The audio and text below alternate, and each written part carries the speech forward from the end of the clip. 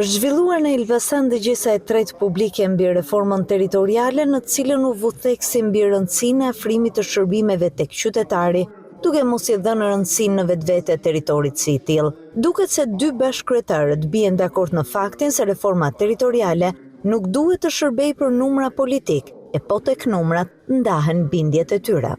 Përtej diskutimit të numrave, i cili rrezikon që të thehet në diskutim kumuleshkash, jo kaq po pse kaq jo aq.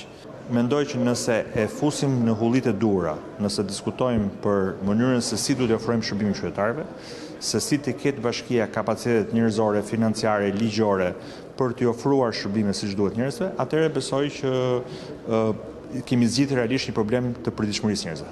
Duket sikur është luftë politike numrash bashkish. Nuk është e tillë, është një betejë për t'i çuar shërbimin afër qytetarit, sepse ky është thelbi i pushtetit lokal. Zoti Boçi ndau disa nga diskutimet e komisionit mbi ndarjen e re territoriale të qarkut të Elbasanit. Prevalon mendimi që të ketë shtim të numrit të bashkive. Patëm propozime shumë të mira, prenja si organizuar në dy bashki, u fol për një bashki tjetër në Elbasan, mund të ketë edhe kërkesa për shkëputje tjetër, Cerriku dhe ai mund të ndahet në dy bashki, Krajina e Sulovës mund të jetë bashki në vete. Nga ana tjetër, bashkitë pranojnë se kompetencat dhe përgjegjësia e shërbimeve u kanë kaluar pa financa.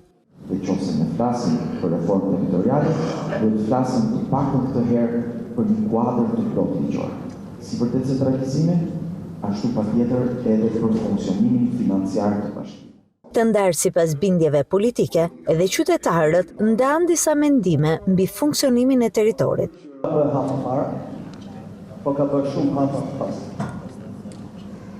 Ka larguar përfaqësimin lokal, ka larguar administrimin lokal, ka larguar shërbimin lokal. Komuna vërtet kanë pasur një numër shumë të lartë punojtësh, 15-17 më shumë, por unë shikoj për shembull të bashkia që ka krijuar një ndërturi turizmi e cila po funksionon. Edhe pse dëgjesa nuk u karakterizua nga debate apo mos pajtime të forta, nuk munguan as thirrjet e mbështetjeve partijake. I çon në shkollë një orë,